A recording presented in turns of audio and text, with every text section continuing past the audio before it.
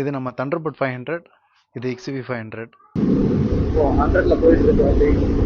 இதில் வந்து ஏர் கட் ஆகுதா, ஏர் நாய்ஸ் உள்ள வருதா, இல்லை வாய்ஸ் வந்து கட் ஆகுதா அப்படின்ற அந்த டயர்லேருந்து பறக்கிற தண்ணி நம்ம கரெக்டாக கேமராவில் வந்து அவுட்புட் வந்து நான் எடிட் பண்ணாமல் எப்படி வருதோ அதை அப்படியே நான் போடுறேன். Hi friends, welcome to science brief. இன்றைக்கி வீடியோவில் மோட்டோ விலாகிங்கோட செட்டப் வந்து இந்த ஹெல்மெட்டில் நான் செட் பண்ணியிருக்கேன். ஸோ அதோட டீட்டெயில்ஸ் தான் வந்து நான் ஷேர் பண்ண போகிறேன். ஆக்சுவலாக நான் வந்து மோட்டோ விலாகர்லாம் கிடையாது. பட் இருந்தாலும் இது ஏன் பண்ணியிருக்கேன் அப்படின்னா, நான் யூஸ் பண்ணுறது எல்லாமே வந்து ஆக்ஷன் கேமரா தான் வந்து நான் யூஸ் பண்ணிக்கிட்டு இருக்கேன். என்னோடய நார்மல் வீடியோ ஃபுட்டேஜஸ் எடுக்கிறதுக்கே இந்த DJI ஆக்ஷன் 4 கேமரா தான் வந்து நான் யூஸ் பண்ணிகிட்டு இருக்கேன்.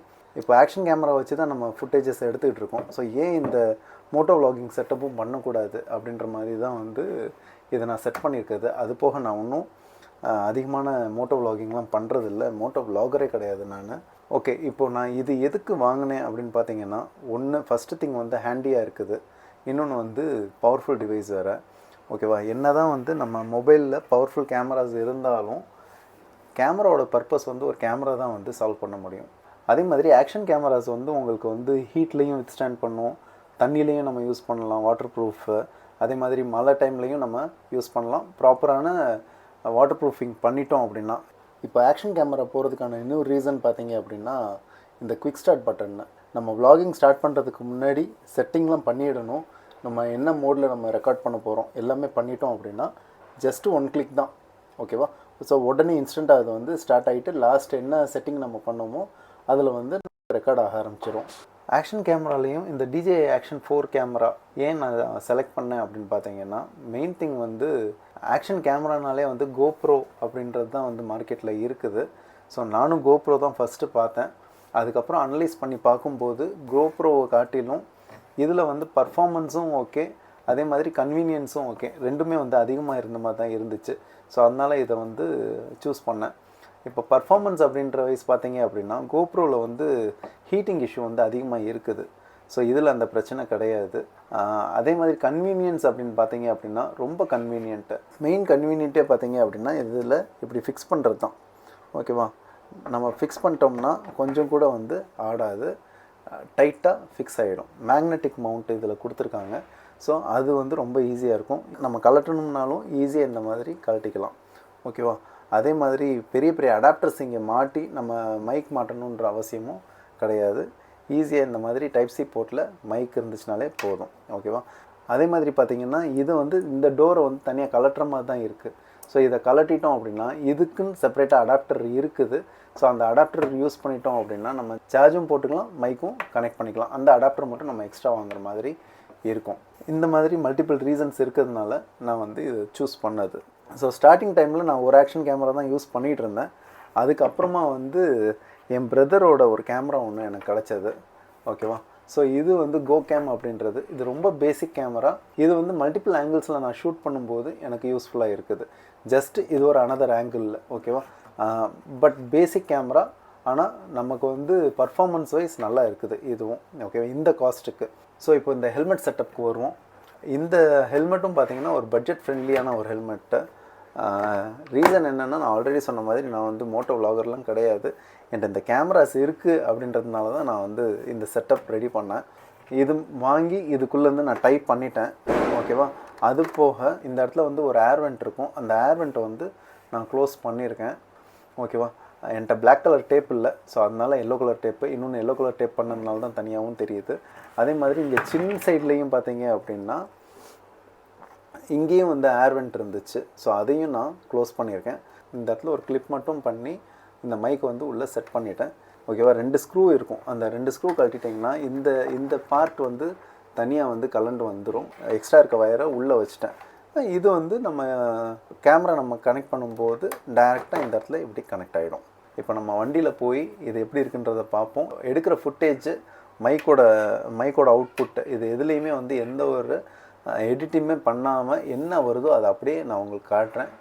ஸோ ஏரியா விட்டு வெளியே வந்தாச்சு. இப்போ என்ன பண்ணுவோம் அப்படின்னா, இங்கேருந்து டேர்ன் பண்ணோன்னா கொஞ்சம் ஹைவே வரும். ஸோ ஹைவேல போவோம். நார்மல் ஸ்பீட்லேயும் போவோம், ஹை ஸ்பீட்லேயும் போவோம். மைக்கோட கிளாரிட்டி எப்படி இருக்குன்றத செக் பண்ணி பார்ப்போம். எனக்கு ஹைவேல எனக்கு பெட்ரோல் போட வேண்டிய தேவை இருக்குது, இப்போ பெட்ரோல் இல்லை. ஸோ அதனால் டேரெக்டாக ஹைவேல போய் பெட்ரோல் போட்டு சேம் இதே இடத்துல நம்ம வந்து வீடியோவை ஸ்டாப் பண்ணுவோம். ஸோ இப்போ நான் வைசர் வந்து க்ளோஸில் இருக்குது, ஸ்டார்ட் பண்ணுவோம். ஸோ ஸ்லோ ஸ்பீட்லேயும் போவோம், ஹை ஸ்பீட்லேயும் போவோம். பர்ஃபார்மன்ஸ் எப்படி இருக்குன்றத பார்ப்போம். காலையிலேருந்து வண்டி இப்போ தான் எடுத்திருக்கேன். ஸோ அதனால் இன்னுமே வந்து லைட்டாக அமுங்கி தான் ஓடுது.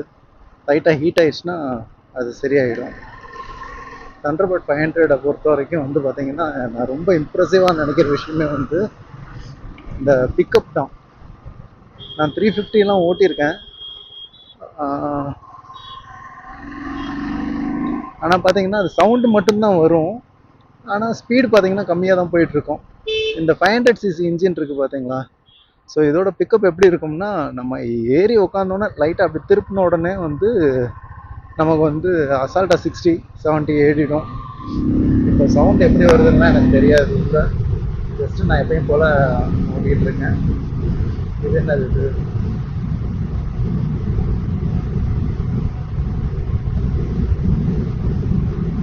வீடியோ எடுக்கும்போது தான் இந்த மாதிரிலாம் பண்ணுவாங்க. அது வரைக்கும் நல்லா தான் இருப்பாங்க எல்லாரும்.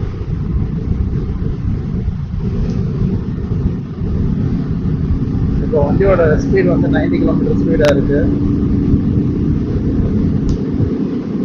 இப்போ 100ல போயிட்டு இருக்கு வண்டி. ஸோ 110. இப்போ 110லையும் உள்ள அப்படியே ஒன்றும் காற்று லைட்டாக உள்ள வருது. ஆனால் உள்ள சவுண்ட் இல்லை, காற்றோட சவுண்ட் இல்லை, காற்று உள்ள ஃபீல் ஆகுது. பட் இப்போ இதில் நான் கேப்சர் பண்ணிட்டு இருக்க சவுண்ட் வந்து எந்த ஒரு எடிட்டுமே பண்ணாம தான் அப்படியே நான் போடுவேன். பார்ப்போம் இதில் வந்து ஏர் கட் ஆகுதா, ஏர் நாய்ஸ் உள்ள வருதா, இல்லை வாய்ஸ் வந்து கட் ஆகுதா அப்படின்றது செக் பண்ணணும். அது என்னவா இருந்தாலும் அப்படியே தான் நான் போடுவேன். ஏன் அப்படின்னா இது ஹெல்மெட் நான் சொன்ன மாதிரி ஒரு பட்ஜெட்டட் ஹெல்மெட் தான் இது. இந்த பாலம் போடுற வரைக்கும் துப்பிக்கிட்டே இருந்தோம், அவ்வளோ டிராஃபிக் ஆகுதுன்ட்டு. போட்டதுக்கப்புறம் சும்மா ஜொயின்னு போகிறோம். ஆனால் என்னென்னா இந்த பாலம் அன்ஈவனாக இருக்கும், பார்த்து ஓட்டணும். ஏன்னா வண்டி குதிச்சு போகும். அதில் காராக இருந்தாலும் சரி, பைக்காக இருந்தாலும் சரி. ஸோ அது கொஞ்சம் கவனமாக ஓட்டுற மாதிரி தான் இருக்கும்.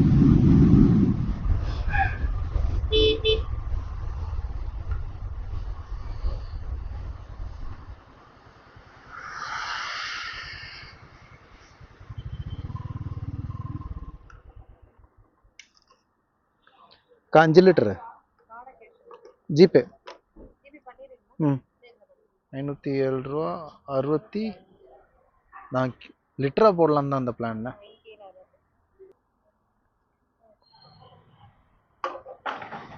எப்பயுமே வந்து பெட்ரோல் வந்து லிட்டர் கணக்கில் போடுறது வந்து ஆக்சுவலாக எஃபெக்டிவாக தான் இருக்குது. அந்த அமௌண்ட் கணக்கில் போடும்போது ரெண்டு விஷயம் என்ன அப்படின்னா, இப்போ 500 ரூபாய்க்கு போட்டாலும் அது 5 லிட்டர் கிடையாது, 5 லிட்டரோட கம்மி தான் இன்றைக்கி இருக்கிற ரேட்டுக்கு. ஸோ அதுக்கு பதிலாக வந்து நம்ம இந்த மாதிரி அமௌண்ட்டுக்கே போடுறோம், ஐ மீன் லிட்டருக்கே போட்டோம் அப்படின்னா நமக்கு சாட்டிஸ்ஃபேக்ஷனாச்சும் இருக்கும். ஏற்கனவே நம்ம வண்டி வந்து கம்மியாக தான் கொடுக்கும், அதில் 5 லிட்டர் கூடயா போடலை அப்படின்ற மாதிரி இருக்கும். அது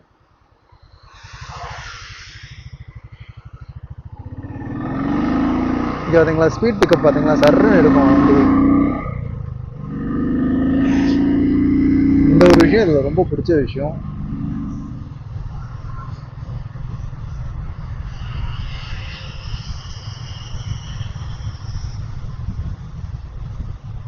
ஐயோ சை, தண்ணியை தெளிச்சு விட்டு போயிட்டேன். கேமராலாம் கெட்டு போயிருக்கும், கேமரா லென்ஸ் எல்லாம் கெட்டு போயிருக்கும். அந்த டயர்லேருந்து பறக்கிற தண்ணி நம்ம கரெக்டாக கேமராவில் வந்து அழுக்காக உட்காந்துடும், கர்ச்சி பேரை கொண்டு வரலாம். அது எப்படி தெரியுதுன்னு தெரியல. ஸோ நம்ம ஒரு செகண்ட் நிப்பாட்டி அதை க்ளீன் பண்ணிகிட்டே போயிடலாம். ஆனால் நான் கேட்டு பார்த்தேன், அந்த காற்று உள்ளே வந்து அப்படியே சர்க்குலேட் ஆகிறதுனால உள்ள லைட்டாக வந்து வாய்ஸ் கட் ஆகிற மாதிரி தான் ஒரு ஃபீல் இருக்குது. ஆக்சுவலாக காற்று எவ்வளோக்கு எவ்வளோ கம்மியாக வருதோ அவ்வளோக்கு எவ்வளோ ஆடியோ குவாலிட்டி நமக்கு நல்லா இருக்கும். இப்போ ரைடு ஸ்டார்ட் பண்ண இடம் இப்போ வந்துடும். ஸோ அந்த இடத்துலேருந்து நம்ம இந்த வீடியோ வந்து க்ளோஸ் பண்ணிப்போம். ஸோ இதோட அவுட்புட் வந்து நான் எடிட் பண்ணாமல் எப்படி வருதோ அதை அப்படியே நான் போடுறேன்.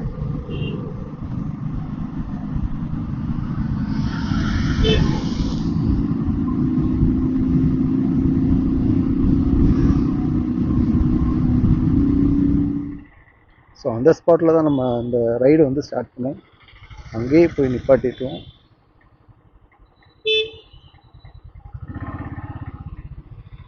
ஸோ சொன்ன மாதிரி ஃப்ரெண்ட்ஸ், நம்ம வந்து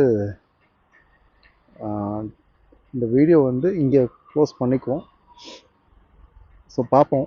இதில் வந்து நான் அன்எடிட்டடாக அப்படியே வந்து போஸ்ட் பண்ணுறேன். எப்படி இருக்குன்றதை பார்ப்போம்.